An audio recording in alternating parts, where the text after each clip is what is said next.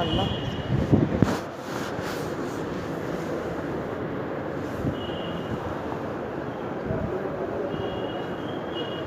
మీరు ఇద్దరు ఉన్నారా ఈ జమాత్లో?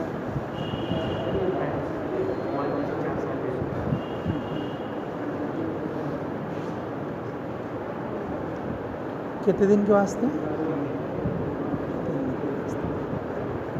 तो छोटा भाई बड़ा भाई? अच्छा तो बड़ा क्या अभी छोटा सा दिखता है?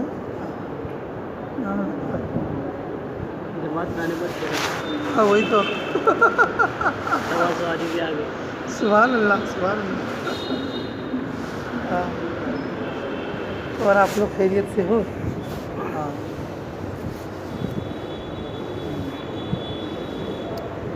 माशाअल्लाह माशाअल्लाह। अल्लाह हम सबको खुश रखे। ये खुशी भी बहुत बड़ी दौलत है। मुसीबतें चारों तरफ चाहे जितनी हो लेकिन आदमी खुश होना चाहिए।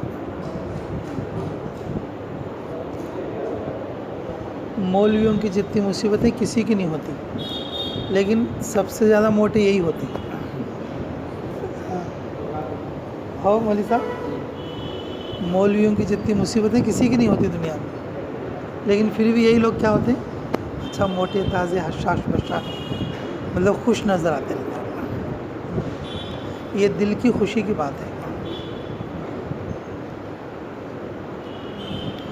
खुशी भी ईमान की सिफत है। जब आदमी के दिल में जब ईमान मजबूत होता है तो फिर उसे किसी चीज़ का गम नहीं होता। अगर किसी चीज़ का गम नहीं होता, क्यों? कि उसके पास ईमान है। ये जो मुसीबत आई है अल्लाह की तरफ से है, इसमें गम करने की क्या ज़रूरत है? ये जो तकलीफ़ आई है किसकी तरफ से? अल्लाह की तरफ से। अल्लाह ताला हमें हशाश और बशाश और खुश रखे।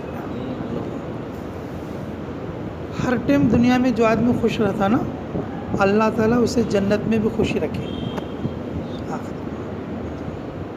जितने भी हालात आ जाएं बस खुश रहे, अल्लाह तेरी तरफ से। बस हर मामला अल्लाह के सपुर्द।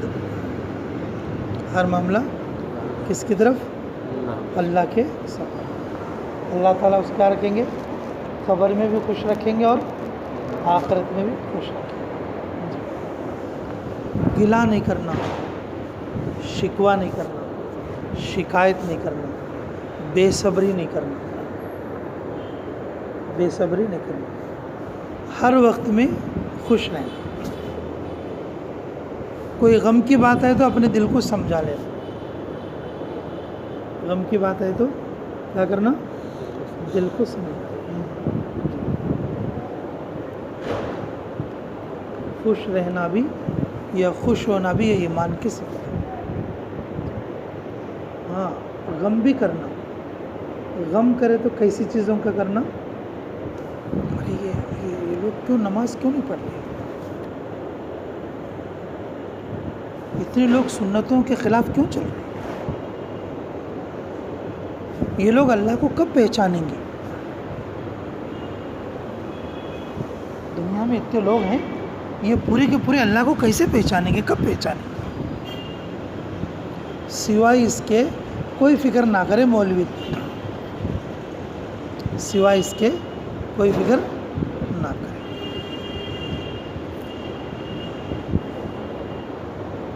सिवाय इसके कोई फिक्र ना करे दाई, बाकी सब खुश रहे। अगर फ़िक्र करना है तो सिर्फ ये फ़िक्र करना कि ओह कैसे यार ये लोग कैसे बदलेंगे, कैसे चेंज होंगे, ये मुर्तद होने वाले, सुन्नतों को तर्क करने वाले, बेदीनी के दलदल में कूदे हुए लोग, रात और दिन बड़े बड़े गुनाहों में डूबे हुए लोग कैसे तौबा करेंगे? कैसे तौबा करेंगे? फ़िक्र करना हो बस ये की फ़िक्र। ज़रिया माश की फ़िक्र कोई फ़िक्र नहीं है। ज़रिया माश की फ़िक्र कोई फ़िक्र नहीं। असली फ़िक्र है कि अपने आप को अहकाम पर चलाने की और पूरी उम्मत को اللہ کی طرف لانے کی، اللہ کی طرف لانے کی انشاءاللہ۔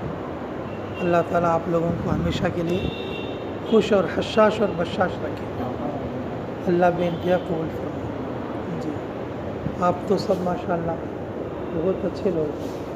ہماری خالہ تھی، بس وہ اللہ کو پیاری ہے۔ میں جب مدرسے میں جا رہا تھا پڑھنے کے لیے تو کیا بولی تھی معلوم ہے؟ سب لوگ میرے کو منع کر رہے تھے کہ مدرسے میں مت جاؤ۔ جی تو کوئی کچھ بہانہ کر رہے تھے۔ میں 10ویں پڑھنے کے بعد گیا تھا مدرسے کے لیے، 10ویں کلاس فارغ ہونے کے بعد اللہ کے راستے میں 4 مہینے وقت لگا کے پھر اس کے بعد جماعت میں پھر ادھر رک گیا تھا۔ یہ لمبی کہانی ہے۔ تو ہماری خالہ کیا بولی تھی معلوم؟ مجھے روکنے کے لیے، ارے تو کالا ہے رے، مدرسے میں جا کو کیا کرتا، عالمہ بننا کا تو گورے گورے آدمی رہنا۔ کیا بولی تھی؟ میرا آج تک وہ ذہن میں بات آتی رہتی ہے، کسی گورے عالم کو دیکھتا ہوں میں، میرا دل خوش ہو جاتا۔ وہ اگر ہماری خالہ زندہ ہوتی، اگر ایسے عالم کو دیکھتی تو خوش ہو جاتی۔ اللہ اسے جنت نصیب کرے۔ تو وہ یہ بات کو عذر بنایا تھا، عالم کا تو کیسے رہنا، گورے رہنا، تو کالا ہے رے تو جا کے کیا کرتا، تو کالا ہے جا کے کیا کرتا۔ ہاں عالمہ کا تو مرشدہ کا تو پیراں کا تو گورے ہے نا، تو نہ کھولے تو کام کا آتا نہیں بولی تھی میرے کو۔ اللہ اکبر۔ مطلب عجیب باتیں ہوتی ہیں نا لوگوں کی، عجیب چیزیں۔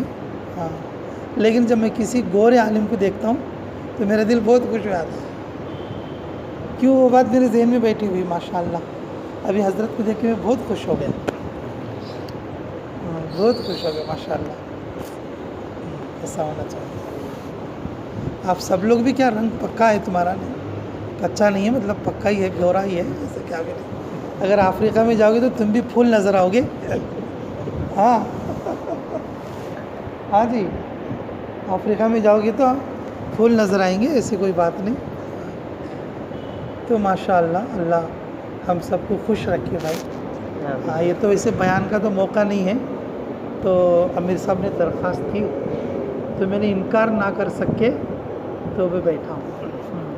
ابھی مجھے اسپتال میں بھی دکھانے کے لیے جانا ہے، ڈاکٹر کے پاس، ایک کیم اسپتال ہے نا، اس اسپتال میں جانا ہے۔ یہاں سے 50 کلومیٹر دور ہے ہمارا گاؤں بیتم چلا، اور ابھی آپ کی جماعت الحمدللہ ہمارے یہاں طے بھی ہو گئی ہے، 28 تاریخ کو آئے گی۔ میں وقف دارالعلوم سے فارغ ہوں 2005 میں جی، اور پھر اس کے بعد میرا 1.5 سال وقت لگا تھا۔ ہاں وہ 1.5 سال کیسے لگا تھا وہ تو کہ یہ جو چلے ہوتے ہیں نا، جو سال کے چلے جو دیتے ہیں جماعتوں کو دیتے ہیں، 9 چلے تو پورے کریں گے باہر خروج میں، مرکز میں جو 10 15 دن لگتے تھے، اور وہ دن ہم نہیں گنتے تھے، جو خروج کے جو 40 دن 42 دن، آج تک 40 دن کی کوئی جماعت میں نہیں لگائی، 43 دن 44 دن 46 دن 47 دن تک بھی جماعت چلی، تو اب تک شروع سے آخر تک۔ تو اس طرح سے وہ جو 9 چلے تو وہ عوام لوگوں کے ساتھ جو ہے وقت گزارے، پھر اس کے بعد 2 چلے یعنی کہ 2 مہینے عرب جماعتوں کے ساتھ رہے، اور پھر باقی جوڑوں کے لیے، پھر اجتماعوں کے لیے، اور اس کی محنت کے پھر مرکز کے قیام کے، وہ پورے ملا کے کہ 1.5 سال یعنی کہ 18 مہینے 2 دن لگے تھے۔